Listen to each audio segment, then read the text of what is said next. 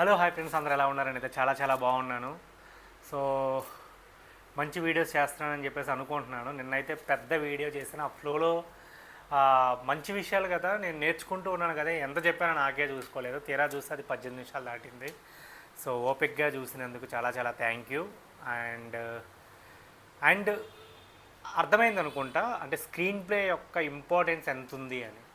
And ఒక్కొక్క డైరెక్టర్కి screen play మీద ఒక్కొక్క పాయింట్ ఆఫ్ వ్యూ ఉంది. సో అలానే ఈరోజు బేసిక్గా ఈ బుక్ని మనకి డార్లింగ్ స్వామి గారు రాస్తే దీన్ని పబ్లిష్ చేసింది ఎవరు? డైరెక్టర్ మారుతి గారు. సో ఆయన స్క్రీన్ ప్లే గురించి ఏం చెప్పారంటే, సినిమాను నేను చూసే విధానమే స్క్రీన్ ప్లే. స్క్రీన్ ప్లే బాగా రాసుకుంటే హిట్, లేకపోతే ఫ్లాప్ అని చెప్పారు. అలానే నా దృష్టిలో సినిమా చేయడానికి ఒక్క స్క్రీన్ ప్లే కాదు, 2 స్క్రీన్ ప్లేలు కావాలి. ఒకటి ప్రేక్షకులను ఒప్పించే స్క్రీన్ ప్లే, 2 హీరోని ప్రొడ్యూసర్ని ఒప్పించడానికి ఒక స్క్రీన్ ప్లే. ఓ షట్, నిజమబ్బా, ఇది నేను నేర్చుకోవాలి. సో మళ్ళీ ఇంకొకసారి చదువుతాను, మీకు కూడా ఖచ్చితంగా హెల్ప్ అవుతుంది. నా దృష్టిలో సినిమా చేయడానికి ఒక స్క్రీన్ ప్లే కాదు, 2 స్క్రీన్ ప్లేలు కావాలి. ఒకటి ప్రేక్షకులను ఒప్పించే స్క్రీన్ ప్లే. ఓకే, ఇది మనం ప్రాపర్గా రాసుకున్నాను. ఒక 10-15 డ్రాఫ్ట్లు పైనే రాశాను స్క్రిప్ట్. అండ్ చిన్న డెవలప్మెంట్ చేంజెస్ ఎలాగో మనం చేస్తుంటాం సినిమా అయ్యేంతవరకు. 2 హీరోని ప్రొడ్యూసర్ని ఒప్పించడానికి ఒక స్క్రీన్ ప్లే. ఎస్, సో ఇది ప్రిపేర్ చేస్తా. రేపొద్దున యాక్టర్ని కలవాలన్నా, ప్రొడ్యూసర్ని కలవాలన్నా వాళ్ళ పాయింట్ ఆఫ్ వ్యూలో ఆలోచించి వాళ్ళకి మంచి దాన్ని ఏమంటారు, ఒక కళల ప్రపంచాన్ని సృష్టించాలి. ఆ స్క్రీన్ ప్లే రెడీ చేస్తాను. కథకి స్క్రీన్ ప్లే రాయడం పూర్తయ్యాక నేను ఆ 2వ స్క్రీన్ ప్లే రాసేవాడిని. ఇది మంచి పాయింట్. సో నాకు చాలా హెల్ప్ అవుతుందని చెప్పేసి అనుకుంటున్నాను. నాకు ఫ్లాప్ వచ్చిన టైంలో నేను చాలా నేర్చుకునేవాడిని. హిట్ సినిమాలు స్క్రీన్ ప్లేలు అబ్జర్వ్ చేసేవాడిని. లైఫ్లో సక్సెస్ అయిన వాళ్ళని, ఫెయిల్ అయిన వాళ్ళని కలిసేవాడిని. మనం తీసే ఫ్లాపులే మనకి గురువులు. వాటి మాట కూడా మనం వినాలి, అప్పుడే అవి మనల్ని సక్సెస్ వైపుకి నడిపిస్తాయి. కరెక్ట్ అబ్బా. అంటే నేను ఇనీషియల్గా ఒక 6 years 5 years క్రితం వచ్చినప్పుడు ఒక షార్ట్ ఫిలిం చేశాను. సో అందులో ఉన్న మిస్టేక్స్ మొత్తం నాకు తెలుసు. సో నెక్స్ట్ అవి రిపీట్ చేయకుండా చేశాను కదా. అంటే ఈ షార్ట్ ఫిలిమ్స్ చేసే వాళ్ళకి చాలా అడ్వాంటేజ్ ఏంటి అంటే, వాళ్ళు చేసే ప్రతి మిస్టేక్ నుంచి నెక్స్ట్ టైం ఆ మిస్టేక్ రిపీట్ చేయకుండా 24 క్రాఫ్ట్స్ చాలా బాగా నేర్చుకుంటారు. సో మన దగ్గర ఉన్న విద్య నలుగురికి పంచాలి, మన దగ్గర లేని విద్యను నలుగురి నుంచి నేర్చుకోవాలి అన్న ఆలోచన ఈ మధ్య నా మనసులో కలిగింది. ఇదైతే చాలా కరెక్ట్. అంటే మనకు అన్నీ తెలియవు కదా, సో మనం నేర్చుకోవాలి. మనకి ఎంతో కొంత తెలుసుంటుంది. సో అది ఇతరులకు చెప్పడం వల్ల వాళ్ళకి నేర్చుకుంటారు, అండ్ మనకు కూడా ఇంకా చాలా దాన్ని ఏమంటారు, చాలా హెల్ప్ అవుతుంది. మన దగ్గర ఎంత క్రియేటివిటీ ఉన్నా, ఎన్ని కథలు ఉన్నా, మనకు ఒక గురువు ఉండాలి. ఆ గురువు లాంటిది ఈ స్క్రీన్ ప్లే పుస్తకం.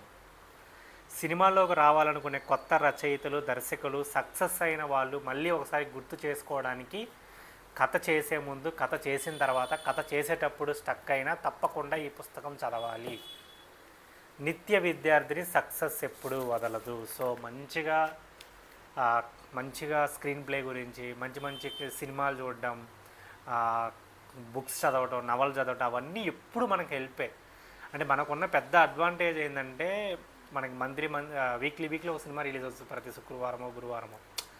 సో మనం సినిమాని స్టడీ చేయడానికి ఒక ఎంటర్టైన్మెంట్. సో మనం వెళ్ళి సినిమా చూడడం అనేది మనం నేర్చుకుంటాం. ఇతరులకి ఎంటర్టైన్మెంట్ అయితే మనం నేర్చుకుంటాం, మన ఎంటర్టైన్మెంట్ అంటే మన ప్రొఫెషనే అది, కాబట్టి మనకి full advantage. Next Karunakaran director. ఈ పుస్తకం ఒక మార్గదర్శిలా ఉపయోగపడుతుంది. నేను డార్లింగ్ మూవీ కథ రాసినప్పుడు సుజాత గారి స్క్రీన్ ప్లే పుస్తకాన్ని దగ్గర పెట్టుకొని ఆయన చెప్పిన ఫార్మాట్లో నా కథకు స్క్రీన్ ప్లే రాశాను. అది ఎంత పెద్ద హిట్ అయిందో మీ అందరికీ తెలుసు. నాకు ఏ కథ చేసినా సుజాత గారి పుస్తకం మళ్ళీ ఒకసారి చదివి స్క్రీన్ ప్లే చేయటం అలవాటు. సో దీన్ని బట్టి నేను కూడా ట్రై చేస్తాను. మనది ఎలాగో స్క్రిప్ట్ ఒకటి కంప్లీట్ అయింది కదా, అది పెట్టుకొని ముందు చాప్టర్లో ఈయన చెప్పిన ఫార్మాట్లో మన స్క్రిప్ట్ ఉందా లేదనేది ఒకసారి చూస్తానబ్బా. ఈ పుస్తకం కొత్తగా వచ్చే అసిస్టెంట్ డైరెక్టర్లకు, రచయితలకు, దర్శకులకు ఉపయోగపడుతుందని గ్రహించి, సో ఉపయోగపడుతుంది. సో ఇది మనం ముందే చెప్పుకున్నాము. నెక్స్ట్ బుచ్చిబాబు సానా, my favourite hero Ram Charan అన్న. సో ఆయన సినిమాని డైరెక్ట్ చేస్తున్నారు పెద్ది. సో బుచ్చిబాబు సానా అన్న ఏం చెప్పాడంటే, మీ స్క్రీన్ ప్లేనే మీరు. వావ్, ఇంట్రెస్టింగ్గా చెప్పాడు. ఒక సినిమాకు కథ, స్క్రీన్ ప్లే తల్లిదండ్రులు లాంటివి. అమ్మ కథ లాంటిదైతే నాన్న స్క్రీన్ ప్లే రైటర్. అమ్మ నాన్న అద్భుతమైతే బిడ్డ భవిష్యత్తు కూడా అద్భుతమే. బాబోయ్ మామూలు లేదుగా. కథ, స్క్రీన్ ప్లే రెండూ బాగుంటే ఆ సినిమా హిట్.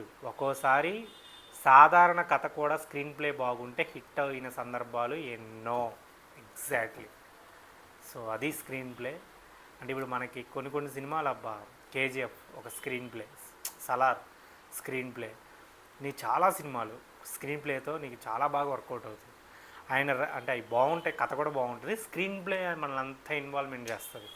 ఆయన రైటింగ్లో గొప్పతనం ఏంటంటే లంచం తీసుకునేవాడు మనిషే, లంచం ఇచ్చేవాడు మనిషే, కానీ థియేటర్లో లంచం తీసుకునే అధికారితో కూడా విజిల్స్ వేయించటం. వావ్. ఆహారాన్ని కల్తీ చేసేవాడు మనిషే, కల్తీ చేయొద్దని చెప్పేవాడు మనిషే, కానీ థియేటర్లో కల్తీ చేసేవాడితో కూడా చప్పట్లు కొట్టించడం సుజాత గారికే చెల్లింది. నువ్వు చెడ్డవాడివి అని నీకే చెప్పి నీతోనే చప్పట్లు కొట్టించడం ఆయన స్క్రీన్ ప్లేలో ప్రత్యేకత. వా అమ్మ బావోయ్, నిజంగా అసలు చాలా గొప్ప విషయం కదా. సో మీ స్క్రీన్ ప్లేనే మీరు. అండ్ నెక్స్ట్ అనిల్ రావుపుడి గారు, చెన్నైలో ప్రతి అసిస్టెంట్ డైరెక్టర్ దగ్గర ఈ బుక్ ఉంటుంది అని చెప్పారు. నాకు F2 సినిమాకి వచ్చినంత సంతృప్తి F3 సినిమాకి రాలేదు. ఆ రోజు నా స్పీడ్కి బ్రేక్ వేశాను. ఒక రాత్రి నాలోని ఫన్నును కాసేపు పడుకోబెట్టి సీరియస్గా ఆలోచించాను. ఎన్నో సినిమాల స్క్రీన్ ప్లేలు స్టడీ చేశాను. నన్ను నేను మళ్ళీ రీసెట్ చేసుకొని స్ట్రిక్ట్గా ఓ నిర్ణయం తీసుకున్నాను, కామెడీ కోసం కథ రాయకూడదు అని. ఎగ్జాక్ట్లీ. అంటే ఇక్కడ చూడు, అంటే పెద్ద అంటే హిట్లు ఇచ్చారు గొప్ప వాళ్ళు కూడా, వాళ్ళు అంటే సందర్భానుసారం స్క్రీన్ ప్లే బుక్కులు చదవటం, వాళ్ళని మలుచుకునే తీరు చాలా అద్భుతం. అంటే ఇక్కడ కామెడీ కోసం, లేకపోతే యాక్షన్ కోసం, రొమాన్స్ కోసం, సాంగ్స్ కోసం సీన్లు రాయటం, సినిమాలు రాయటం అనేది ఎప్పుడు ప్రమాదమైన అబ్బా నాకు తెలిసి అనుకో కదా. మనం హిట్ చేసిన సినిమాలు కూడా మనల్ని అప్డేట్ చేయాలి. ఓకే. నెక్స్ట్ సుజాత, కథ, స్క్రీన్ ప్లే, సంభాషణల రచయిత. ఆయన ఆలోచన బేసిక్గా 1990 తర్వాత కొద్దిగా స్క్రీన్ ప్లే శైలి అలవాటు అవ్వడం మొదలుపెట్టింది. రోజా, దొంగ, భారతీయుడు, మనసులో మాట, ఒకే ఒక్కడు, ప్రియురాలు పిలిచింది, నీలాకాలం, ఇంజనీర్ అంటే అది వీడియోలు కాలేదంటే, అమృత వంటి సినిమాలకు రచన చేసేటప్పుడు కొద్దిగా స్క్రీన్ ప్లే గురించి అవగాహన పెరిగింది. ఆ సినిమాల దర్శకులతో కథా చర్చల్లో పాల్గొన్నప్పుడు స్క్రీన్ ప్లే అనేది వేరే ప్రాణి అని నాకు అర్థమయ్యింది. ఎప్పుడైనా డిస్కషన్స్ అబ్బా, మోర్ డిస్కషన్స్. అసలు హెల్దీ టీం ఉండి నువ్వు డిస్కషన్ చేస్తే ఎంత నేర్చుకోవచ్చు అంటే నువ్వు అంత నేర్చుకోవచ్చు. ఇది చిన్న కథలో నవలల కంటే పూర్తిగా భిన్నమైనది. చెప్పే శైలి కూడా ప్రత్యేకమైనది. ఎప్పుడు లైన్ ఆర్డర్, సీన్ ఆర్డర్, ప్రైమసీస్ లాంటివి ముఖ్యమైనవి. సంభాషణల ప్రాధాన్యత రెండవది, లేదంటే మూడవది. పేజీల పొడవైన డైలాగులు రాయవలసిన అవసరం లేదు. ఒక సీన్కి 2 పేజీలు చాలు. ఇలాంటి విషయాలు నాకు స్పష్టంగా అర్థమయ్యాయి. గుర్తుంది కదా, పేజీలు డైలాగులు అవసరం లేదు, అది నీడుంటే తప్ప. ఒక సీన్కి 2 పేజీలు అనేది ఎనాఫ్ అంటున్నారు ఈయన. సో ఈయన చాలా స్క్రీన్ ప్లే గురించి తెలుసుకోవడానికి చాలా ఇంగ్లీష్ పుస్తకాలు చదివారంట. దెన్ తర్వాత ఆధునిక ప్రాచుర్య సినిమాల 3 అంకెల నిర్మాణానికి 3 act structure, 3 act 1, act 2, act 3 అంటారు కదా, ఎక్కువ ప్రాధాన్యత ఇస్తారు. అది మనకు పూర్తిగా సరిపడదు. ఎగ్జాక్ట్లీ నేను కూడా ఇదే అనుకుంటాను అని చెప్తూ ఉంటాను. నేను చాలా వీడియోస్లో చెప్పాను.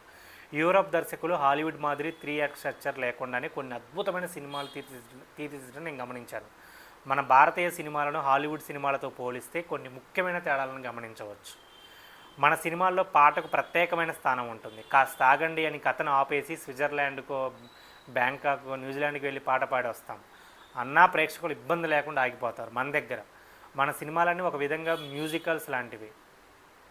ఇంకొక విషయం, మన సినిమాలు పరిమాణంలో హాలీవుడ్ సినిమాల కంటే రెట్టింపు ఉంటాయి. అందుకే ఇంటర్వెల్ బ్లాక్ అనే అడ్డదారిని సృష్టించి టాయిలెట్కి వెళ్ళిన వారు తిరిగి వచ్చేందుకు ఆసక్తిని కొనసాగించేలాగా సన్నివేశం రూపొందించాల్సి ఉంటుంది.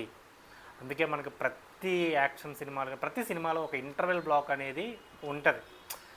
అంటే చాలా సినిమాలు నేను ఇంటర్వెల్ బ్లాక్లో అలా టాయిలెట్ పోసుకుంటూ అలా అనుకుంటారు, ఇప్పుడు ఈ సినిమా బాగుందా, నెక్స్ట్ ఏం జరిగిద్దిరా ఆ పాప్కార్న్ తింటా అవన్నీ మాట్లాడుకుని భలే ఎక్సైట్మెంట్ కుదిరిద్ది అసలు. సో ఇంటర్వల్ బ్లాక్ అనేది మన తెలుగు సినిమాలకి మన ఇండియన్ సినిమాకి చాలా ఇంపార్టెంట్.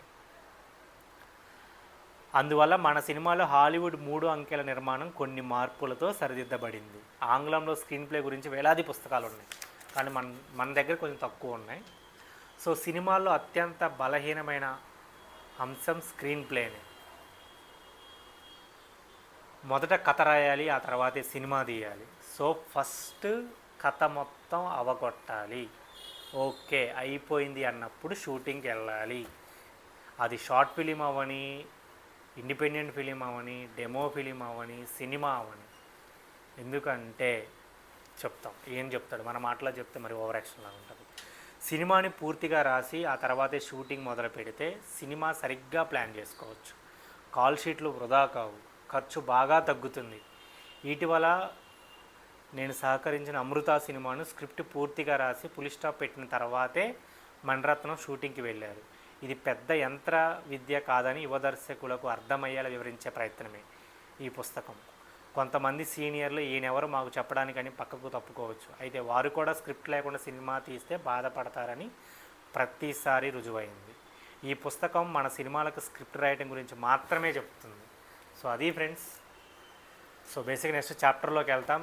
ఇంత మంచి పుస్తకం నాకు ఇందులో కనీసం ఇప్పటి వరకు ఈ 2 వీడియోస్లో నేను ఒక 5-6 పాయింట్లను తీసుకున్నాను. సో అవన్నీ ఒక బుక్లో రాసుకుంటాను, ఎందుకంటే మళ్ళీ మనం బుక్ మొత్తం చదివి నేను అప్పుడు ఆ రోజు పాయింట్ అనలేము కదా. సో ఈ బుక్కి ఒక చిన్న నోట్బుక్ మెయింటైన్ చేసి, ఇలాంటి బుక్ మెయింటైన్ చేసి అందులో రాసుకుంటాను. సో అవి రాసుకోవడం వల్ల మనకి చాలా చాలా హెల్ప్ అవుతుంది. సో ఈ వీడియోస్ మీకు కూడా హెల్ప్ అవుతున్నాయని అనుకుంటున్నాను. సో హెల్ప్ అవుతున్నాయంటే కామెంట్ చేయండి బాగున్నాయని. సో నాకు ఇంకా ఎంకరేజ్మెంట్ ఉండి నేను ఈ వీడియోస్ మీకు ఇంకా అందించడానికి నేను ట్రై చేస్తాను. ఓకేనా? Okay friends, thank you so much. జై హింద్.